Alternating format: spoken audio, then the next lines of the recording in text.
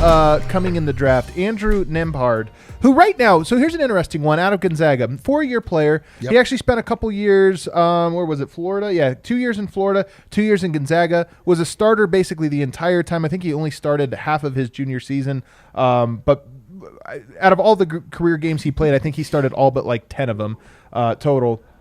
And he has, a pretty impressive pick and roll game. I think this is how I would describe him. So if we look at the strengths here, pick and roll playmaking, pick and roll scoring, on-ball defense. Let's put the on-ball defense aside here for a second. College is less of a pick and roll game than the NBA by a lot. So when you look at guys, especially point guards sometimes, they could be great college point guards, but it's like, I don't know if that's going to translate because they won't be doing those things. And then vice versa. I think he's a little bit of the second one. He's a really good pick and roll player. Mm-hmm. He's a really smart, really heady pick and roll player in ways that are not necessarily flashy. Like sometimes you get, I would call Luka Doncic a flashy pick and roll player because he's so dominant at what he does, or James Harden. They're so dominant that it's like obvious. He's a guy that I think is almost Monte-esque in his ability to score at 3 levels. Right.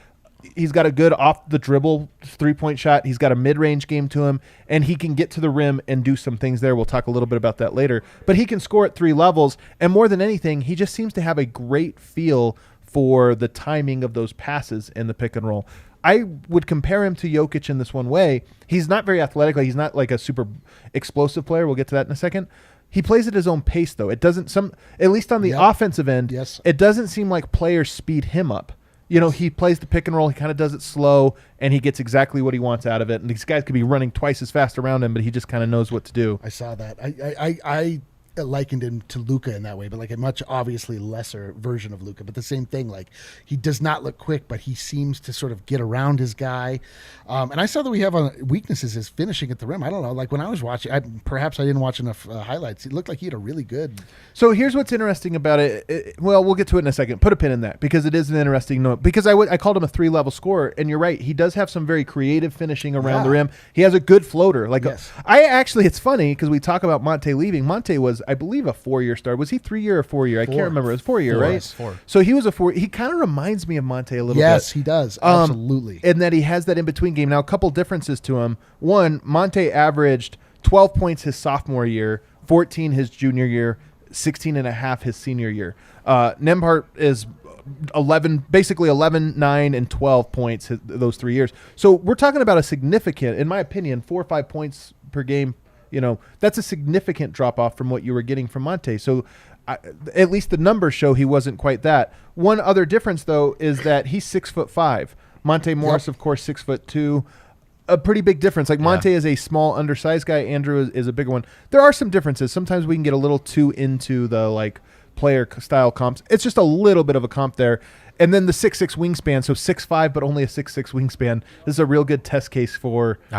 Like he's tall but doesn't have the great wingspan. In fact, what's Monte Morris's wingspan? I'm going to look it up. Good question. I'm looking it up right now. 6'4". So even he has a longer wingspan, I guess. He's by all intents and purposes bigger than Monte. And then his on-ball defense. Here's one that's really tough when we talk about strengths. He had Chet Holmgren behind him, elite shot blocker. Very good system in Gonzaga. Like guys know what they're doing, smart. It's hard for me to say, is he a good defender or not? He seemed to have a good positional defense. He has the size, and he seems to know what to do in terms of moving his feet. The fact that he's not a great athlete, that's the one piece of this detail that I would be uncertain of. In the limited film study I did, I'm not sure if he's a great defensive player or not. And between that and the length, it really does seem like versatility is the name of the game right now. Defensive prowess in it of itself is great, but in the form of someone who A, can fit into multiple lineups, but B, give you a little bit more of that switchability in theory, hopefully. And so he doesn't scream that stuff at me for sure. Yeah, the one thing that I was like, I actually really like his game, and I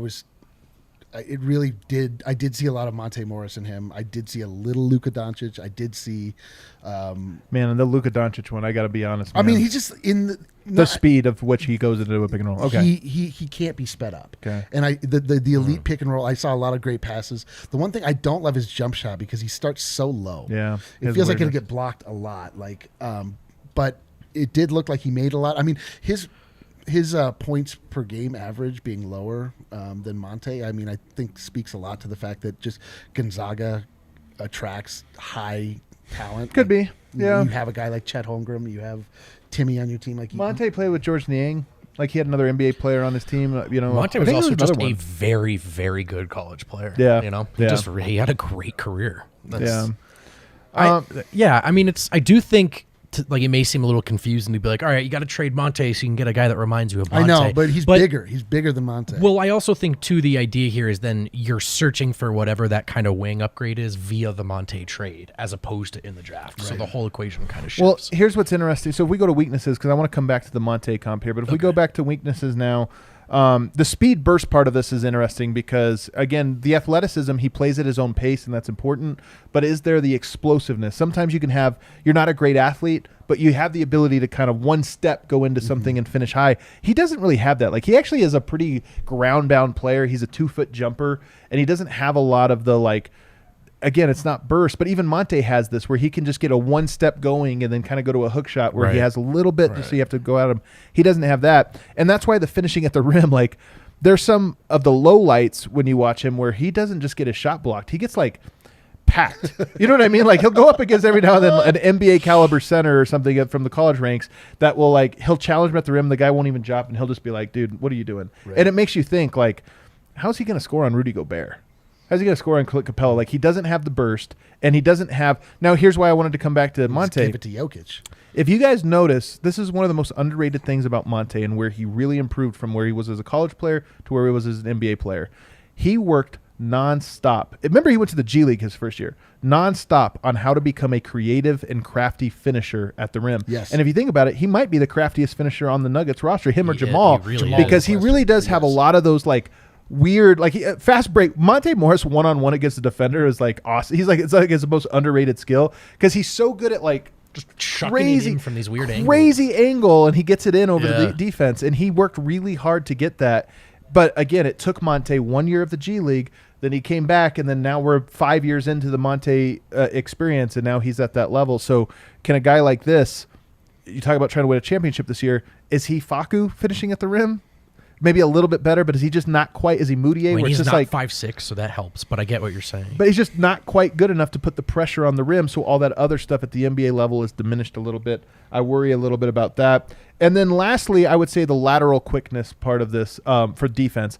Again, the Chet Holmgren piece is tough for me because Chet helped him out. They had the defensive pieces. I just don't know. Is he going to be laterally quick enough to guard De'Aaron Fox?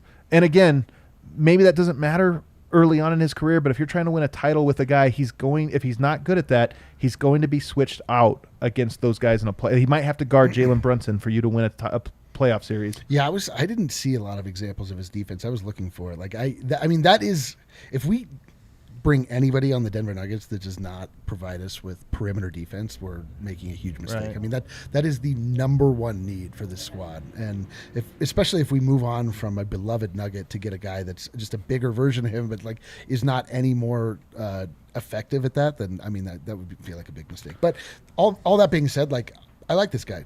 So interesting detail here. He played with R.J. Barrett in high school, which is kind of interesting. And then he played obviously with Kispert, Suggs, Ayayi. He's played with a lot of NBA players. And I do think this is important. Like we start to talk about the Villanova players or the Kentucky guys that always seem to outperform their draft position.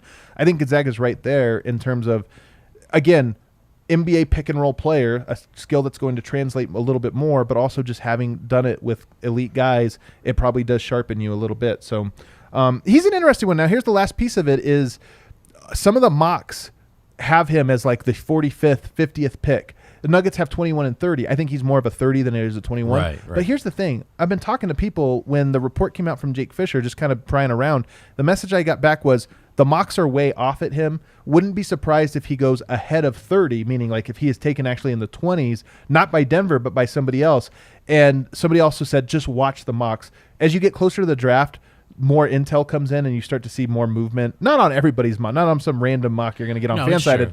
But when you talk about the guys who are a little bit more plugged into these things, you'll start to see the mocks get a little bit more refined. Right. And he's already a guy that I saw, for example, Sports Illustrated's mock draft has him as 33. So that's from 48, 50 to 33. Just some intel that he might be one of those guys that surprises a little bit in where he's taken. So I don't think it's that much of a reach. I've had a lot of people say, I feel like that's a reach at 30. I wouldn't be surprised if he goes top 35. So if it's Denver at 30, or if it's somebody else even before that or around that, that might be more in line. And again, I don't love the idea of a development or project pick, but they're hard to avoid when drafting. But this whole equation changes if the point of the Monte trade is seeking out that upgrade, right? Yeah. And that archetype of player. And if you find a defensive upgrade via that trade, then I think the way you approach this draft kind of changes a little bit. Isn't it hilarious that he played with RJ Barrett? RJ Barrett's been in the league for like, it feels like how's for that possible? 5 years. This is like when Michael Porter came in. He was like, I was ahead of Jamal Murray in high school. Like, how's he been in the league for all this time ahead of me? Like, what's going on? Yeah, so kind of wild to think about. I'm intrigued by this guy. I'm not going to lie. He has, I think, my limited scout on him, maybe some bust potential. I don't know that you want to go into next season. Again, Monte, I think, really benefited from the fact that when he came in, he basically had a redshirt year. Yep. And it was so good for him, and he made a huge leap, and then he was awesome the first year. This guy, is that Denver's plan? You know, if you lose a Monte Morris, are you counting on this as your third guard? And if so, like if he's your third guard and everything goes well throughout a season, or your third point guard, I mean, great. Maybe that's perfect for him because he'll probably play 25 games and he'll get just enough experience. But if you have an injury and all of a sudden it's a Facu situation where it's like, hey, we have to survive 3 months. Those never happen, though. And he has to, come on, what are you talking about? we have to survive 3 months, and we Nuggets? really need this guy who's never played. Our season depends on him. That could be a tough spot for him to be in. So I'm intrigued. Yeah, there's something nice though about in that scenario. I mean, a guy that's been in college for 4 years, like those guys come in and they're like more poised, generally speaking. Like, there's, I don't know, like, I don't. We'll see. I don't know. I'm uncomfortable with the idea of just replacing Monte Morris with a guy that reminds you of Monte Morris. I'm just uncomfortable in general.